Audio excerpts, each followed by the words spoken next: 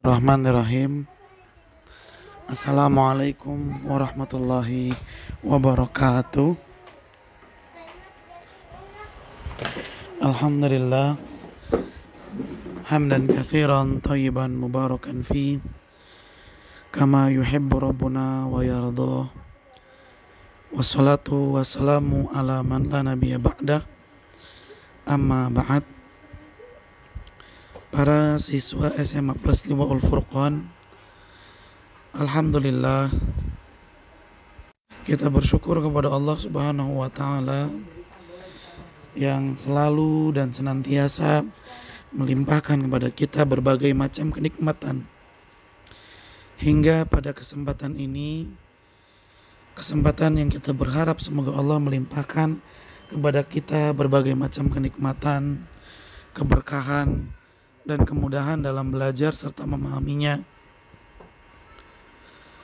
Kita juga memohon kepada Allah Subhanahu wa taala, semoga Allah Subhanahu wa taala selalu memberikan kepada kita keringanan, keistiqomahan, kesempatan, kemudahan untuk selalu belajar, menuntut ilmu terutama dalam ilmu agama, dan juga memberikan kepada kita kemudahan dalam memahami ilmu dan pembelajaran, serta memberikan kepada kita tambahan ilmu yang barokah, ilmu yang bermanfaat, ilmu yang menjadikan kita semakin memahami tentang Islam, lalu menjadikan kita semakin takut dan bertakwa kepada Allah Subhanahu wa ta'ala. Salawat dan juga salam semoga selalu tercurahkan kepada junjungan kita Nabi yang mulia, Nabi Muhammad Sallallahu Alaihi Wasallam, juga kepada keluarganya, kepada para sahabatnya, dan kepada orang-orang yang senantiasa mengikuti jejak sunnah beliau hingga hari kiamat. Allahumma la sahla illa ma ja'altahu sahla wa anta taj'alul hazana idza syi'ta sahla. Rabbi shrah li sadri wa yassir li amri wahlul 'uqdatam min lisani yafqahu qawli. Rabbana zidna ilman warzuqna fahman. Ahibati fillah, para siswa SMA Plus Liwaul Furqan, pada pertemuan yang lalu dalam pelajaran usul fikih kita telah membahas bagian ketiga dari pembagian perbuatan Nabi Shallallahu Alaihi Wasallam,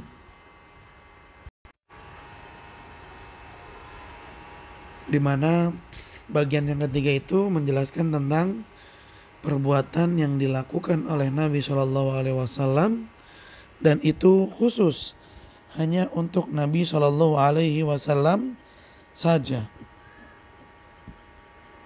Ya, khusus hanya Nabi Shallallahu Alaihi Wasallam, hanya Nabi Shallallahu Alaihi Wasallam yang melakukannya saja. Dan kita juga di pertemuan yang lalu telah membahas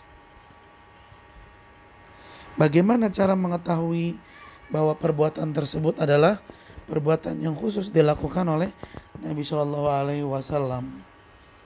Salah satunya ialah dengan dalil, di mana Nabi Shallallahu Alaihi Wasallam menerangkan bahwasanya hal tersebut hanya dikhususkan bagi Nabi Shallallahu Alaihi Wasallam saja yang melakukannya.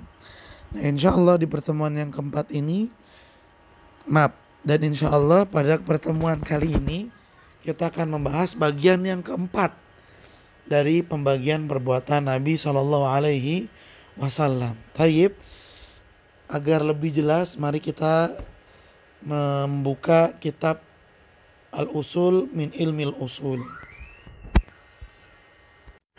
Ar-Rabi'u, bagian yang keempat dari pembagian perbuatan Nabi Shallallahu Alaihi Wasallam. Ma fa'alahu, perbuatan yang dikerjakan oleh Rasulullah Sallallahu Alaihi Wasallam ta'abudan, sebagai bentuk ibadah, sebagai bentuk mendekatkan diri kepada Allah Subhanahu Wa Taala. Fawajibun alaihi, perbuatan yang Nabi tunjukkan untuk ibadah ini wajib hukumnya alaihi, bagi Nabi Shallallahu Alaihi Wasallam, hatta yahsulal balagh, sampai Nabi SAW benar-benar telah menyampaikan perbuatan yang Nabi SAW lakukan ini adalah ibadah. Liwujub tabligh alaihi, karena memang menyampaikan perbuatan yang bentuknya ibadah ini adalah wajib bagi Nabi SAW. Tsumma yakunu manduban. Nah, kalau penyampaian Nabi SAW terhadap perbuatan ini telah sempurna, yakunu manduban, maka perbuatan ini hukumnya menjadi mandub, menjadi sunnah. Fi haqqihi, bagi Nabi SAW, wa haqqina, dan bagi kita para umatnya, perbuatan tersebut hukumnya sunnah. Ala asahil aqwal, dan ini pendapat yang paling kuat di antara ulama usul. Emang ada pendapat yang lain? Ada, nanti kita bahas pada footnote, catatan kaki.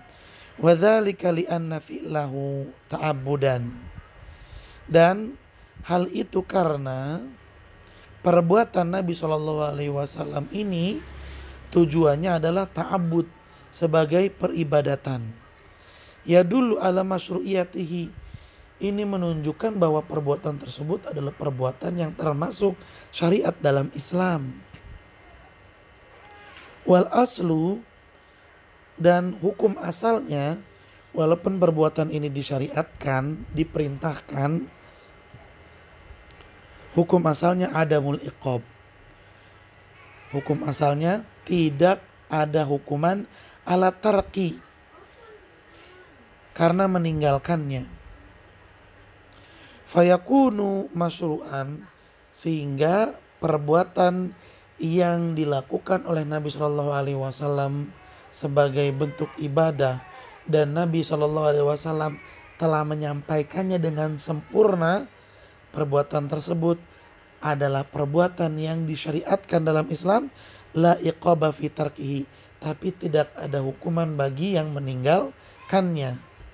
Wa hadza haqiqatul mandub, dan ini adalah makna yang sesungguhnya dari istilah mandub.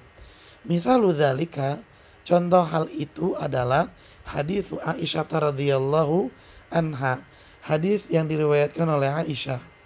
Annaha su'ilat, bahwasanya Aisyah ditanya, bi ayyi syai'in, dengan hal apa sih kanan Nabi SAW, dulu Nabi SAW yabda'u, mengawali, memulai, idza dakhala baitahu, ketika masuk rumahnya. Maksudnya begini, Aisyah radhiyallahu anha ditanya oleh seorang sahabat, biasanya Nabi kalau mau masuk rumah, apa yang pertama kali Nabi lakukan? Itu maksudnya. Qalat, maka Aisyah radhiyallahu anha pun berkata, bisiwak, Nabi memulainya dengan bersiwak. Falaisa fi siwaki inda dukhulil bait illa mujarradal fi'li.